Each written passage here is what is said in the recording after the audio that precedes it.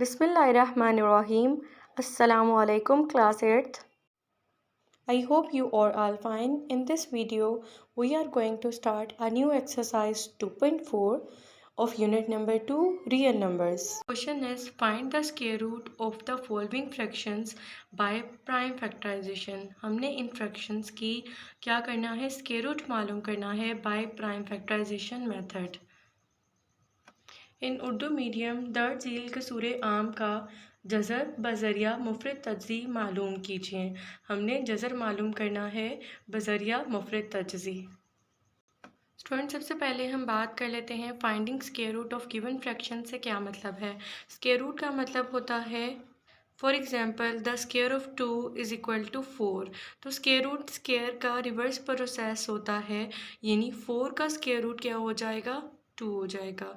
और square root का symbol क्या होता है, ये साइन, और ये डिवीजन से थोड़ा सा मुख्तलिफ होता है। इसके बाद हम लोग बात कर लेते हैं फ्रैक्शंस की। स्टूडेंट्स, फ्रैक्शंस क्या होती हैं, जो a ओवर b की सूरत में लिखी गई हों।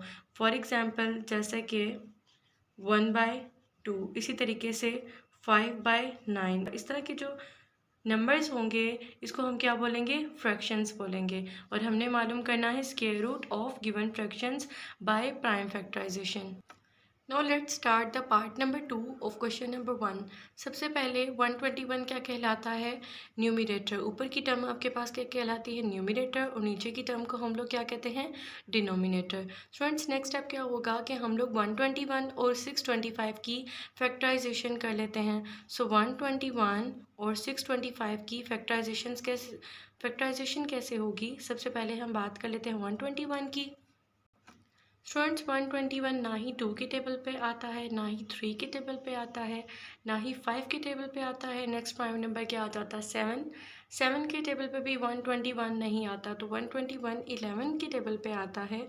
किस तरीके से, 11 1 ज़ार 11, और 12 में से जब 11 माइनस करेंगे तो 1 इधर आ जाएगा, अगेन 11 बन जाएगा। सो 11 1 ज़ार 11, अगेन क्या होगा, 11 1 ज़ार 11। तो फैक्टराइजेशन तब तक करनी होती है जब तक 1 आ जाए। सो 121 के फैक्टर्स आ गए 11 मल्टीप्लाई बाय 11।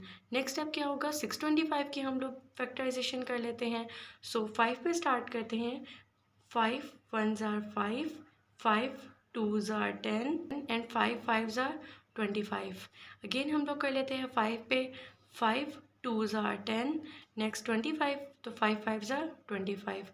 अगेन 5 5 ज़ार 25, एंड 5 1 ज़ार 5। नेक्स्ट 625 के फैक्टर्स क्या आ गए, 5 multiply by 5 multiply by 5 multiply by 5। Students, हमने क्या मालूम करना है, स्क्वायर रूट मालूम करना है। So taking square root on both sides. So students, हमने दोनों साइड पे क्या ले लिया, स्क्वायर रूट ले लिया। अब नेक्स्ट स्टेप क्या होता है, हमारे पास स्क्वायर रूट की प्रॉपर्टी होती है, for example a over b।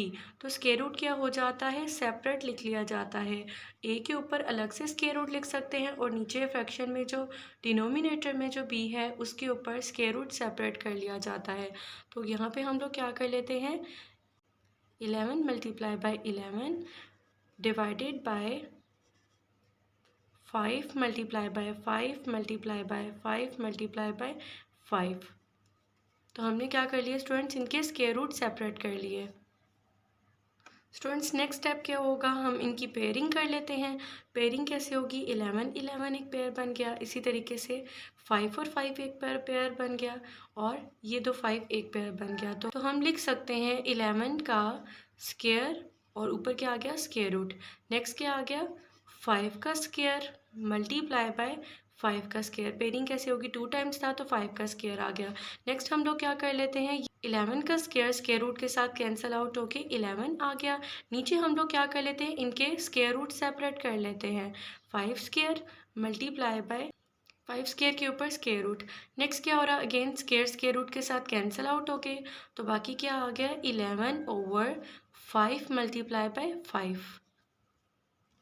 Next क्या आ जाएगा, 11 डिवाइडेड बाय 5 मल्टीप्लाई बाय 5 क्या होता है,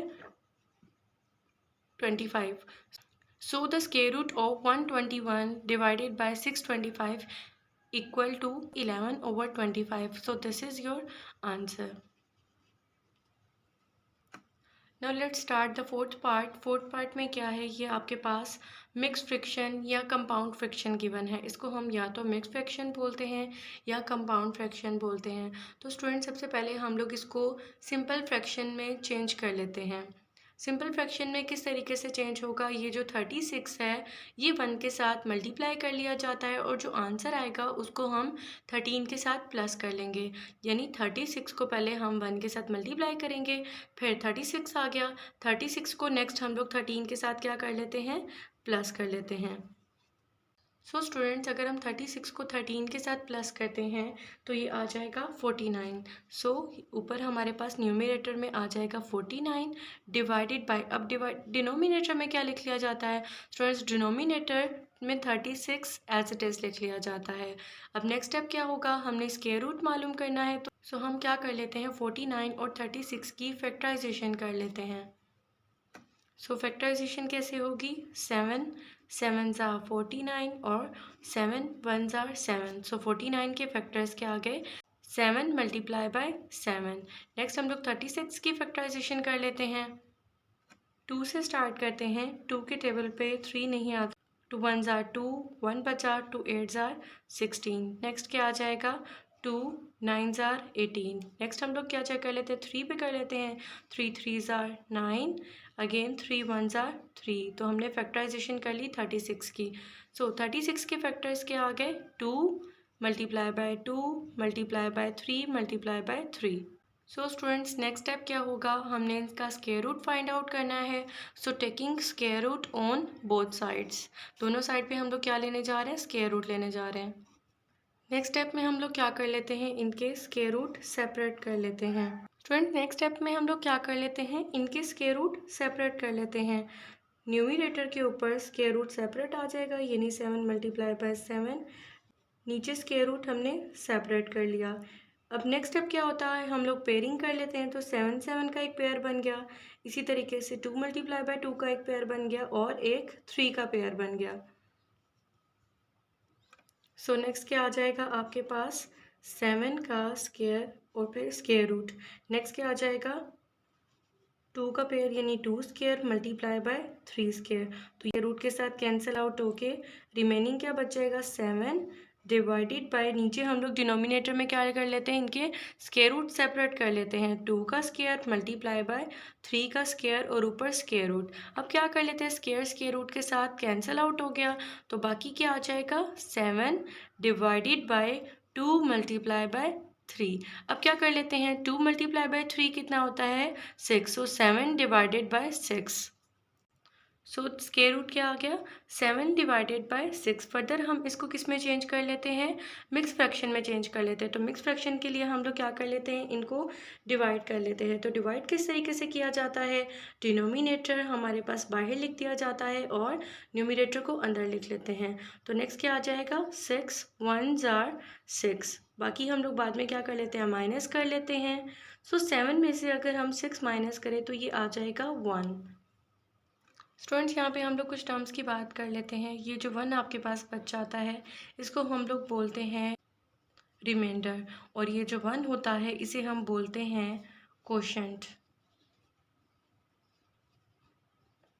और ये जो 6 होता है इसे हम बोलते हैं divisor. So students simple fraction को मिक्स फ्रैक्शन में किस तरीके से लिखा जाता है, मिक्स फ्रैक्शन में लिखने का तरीका क्या होता है, क्वेश्चन को हम लोग यहाँ लिख लेते हैं, क्वेश्चन के बाद हम लोग ऊपर रिमाइंडर आ जाता है, उसके बाद नीचे डिनोमिनेटर में क्या आ जाएगा, डिवाइज़र आ जाएगा। तो हम इसको किस तरीके से लिख सकते हैं, क्वेश्चन यहाँ पे क्या आ गया 1 और रिमाइंडर भी क्या आ गया 1 आ गया, और डिवाइज़र कितना है 6। तो हमने इसको किस में चेंज कर लिया, मिक्स फ्रैक्शन में चेंज कर लिया। सो स्टूडेंट 7/6 को हमने किस में चेंज कर लिया, मिक्स फ्रैक्शन में चेंज कर लिया। तो this is your answer. In the same way you can do the remaining parts of the question number 1.